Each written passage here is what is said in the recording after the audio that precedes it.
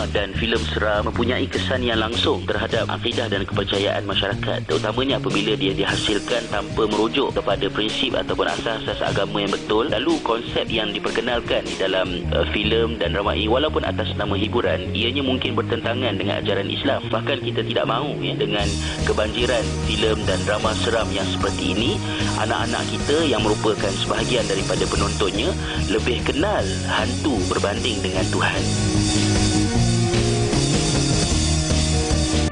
Macam TV menayang ke cerita hantu, jadi kanak-kanak pun boleh ikut, oh benda ni betul-betul apa, oh hantu ni macam ni. Kanak-kanak boleh jadi terikut lah pasal benda tu. Kalau cerita berdasarkan macam berpelajaran tu, takkan macam memberi pengajaran, jangan bagi cerita macam kita kosong ni tau. Dan sampingnya juga, tu yang kalau macam kita susuk, kita tak tahu susuk ni dia tak boleh makan keladi. Kita dapat tahulah dia punya larangan-larangan dia, dapat samping ni pengajaran juga untuk diri kita. Ia melibatkan soal akidah. Penerbit-penerbit filem di Malaysia perlu bermuzakarah terlebih dahulu dengan ulama serta orang-orang yang ahli dalam agama Islam supaya dapat mewujudkan filem yang bukan sahaja seram tetapi mempunyai elemen pengajaran yang mampu memberi kesan di hati penonton. Terima kasih Hasriza, terima kasih Sheila, terima kasih Lokman atas pandangan tersebut. Jadi kita bercerita pasal filem tahyul ni, ada orang katalah persepsi mengatakan bahawa orang kita ni suka benda-benda ringan, hiburan-hiburan ringan, cerita-cerita hantu sebagai itulah sebabnya kita lihat pasaran majalah-majalah tabloid berunsurkan tahyul ni mendapat sambutan yang banyak, dan termasuk juga penerbitan filem dan ataupun drama. Jadi mana pun itu adalah market terbesarnya mereka dan mendapat keuntungan yang besar. Jadi bagaimana kita nak melihat persepsi ni bahawa bukan begitu sebenarnya. Kita melihat dari sudut yang lebih luas, konsep industri itu boleh berkembang, konsep karya kreatif itu, dan bagaimana akhirnya kita boleh melihat bagaimana zaman sains dan teknologi ini, filem boleh bergerak ke depan dan memberi input sesuatu kepada khalayak. Ya, pertama sekali kita harus lihat peminat atau pembaca cerita-cerita seram ni memang banyak peminat dia, terutama di Malaysia. Contohnya majalah Mastika awalnya menghasilkan tulisan-tulisan yang serius tapi kurang mendapat sambutan, tapi apabila diterbitkan dalam jurnal seram, majalah tersebut mendapat sirkulasi yang sungguh besar. Jadi itu menunjukkan memang banyak pembaca jurnal seram di negara kita. Kemudian sambutan terhadap filem seram memang hebat. Tapi perlu juga kita lihat filem seram ni sama pembikin filem dia tidak mengira apa genre sekalipun. Dia sentiasa mahu mencabar kreativiti dia. Jadi dengan filem seram, kreativiti ini dapat dicabar lebih dengan menggunakan banyak elemen-elemen yang boleh membantu mereka menghasilkan sebuah filem yang lebih kreatif, yang lebih mencabar kepayaan mereka.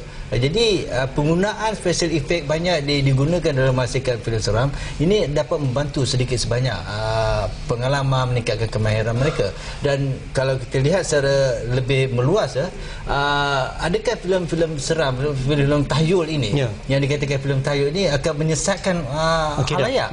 Saya rasa tidak begitu mudah, kerana pertama khalayak kita semakin bijak, dan kalau kita lihat juga masyarakat kita dahulu menggunakan cerita-cerita seram ini untuk mendidik sebenarnya, untuk mendidik anak-anak mereka, untuk mendidik masyarakat dengan cerita-cerita seram ini.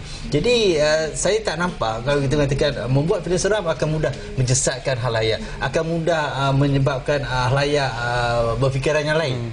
Ya, tapi mereka, seperti juga orang lain, khalayak-khalayak ini akan melihat filem sebagai satu elemen hiburan, dan mereka menganggapnya sebagai satu hiburan. Mungkin kita boleh bersetuju dengan pandangan Lokman sebentar tadi, mengatakan sebelum suatu filem ataupun drama dihasilkan dalam bentuk tahyul ataupun mistik ini, perlu sedikit muzakarah lah, berkongsi pengalaman, berkongsi maklumat, berkongsi ilmu dengan pihak-pihak yang tertentu. Misalnya alim ulama kita, mungkin dari sudut pengalamannya, pengisiannya, approach-nya lebih tepat, boleh kita bincangkan pada kita perbincangan itu. Pada saya tidaklah jadi satu kesalahan, dan seharusnya begitu. Kalau itu dapat membantu meningkatkan kualiti filem, dan bukan bermakna dengan bermuzakarah dengan para ulama ini akan menyebabkan filem itu bersifat didaktik. Itu satu perkara yang berbeza. Filem harus menghiburkan, dan filem seram itu harus juga menyeramkan. Itu yang penting. Tetapi dia bukan medium untuk sebuah filem untuk mengajar saja, tapi berkongsi pengalaman. Itu pada saya yang paling penting, dan berkongsi cerita.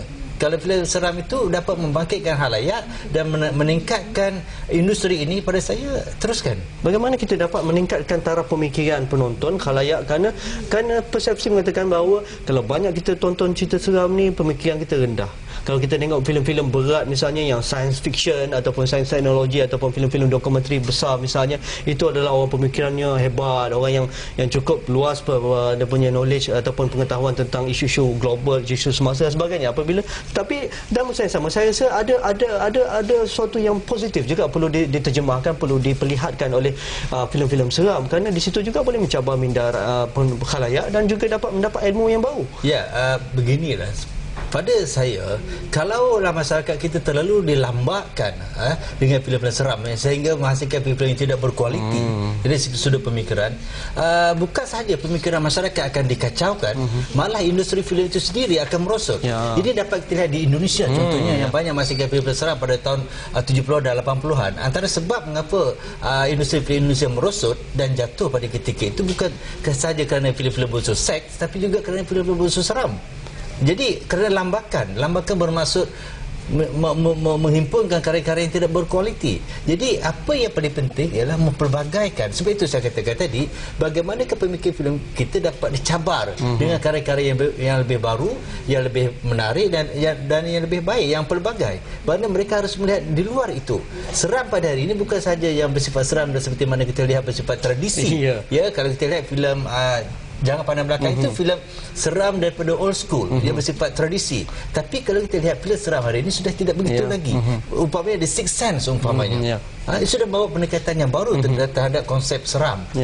Dan juga filem Blair-Witch umpamanya. Ini semua telah membawa pendekatan yang baru, yang segar dan mencabar. Ini sesuatu yang baru. Terima kasih Cik Wahab. Banyak lagi saya nak tanya tapi masa tidak mengizinkan kita bersama dalam Wartawan. Terima kasih kerana bersama kami dalam Wartawan pada malam ini. Topik kita malam esok, dilema dalam krisis ekonomi hari ini, bagaimana kita sama ada nak menyimpan duit ataupun kita berbelanja. Itu yang kita bincangkan pada malam esok. Saya alurkan pandangan ataupun pendapat anda melalui segala platform yang kami sediakan, email, video, audio dan sebagainya. Jadi kita jumpa lagi. Sekian, Assalamualaikum dan jumpa lagi.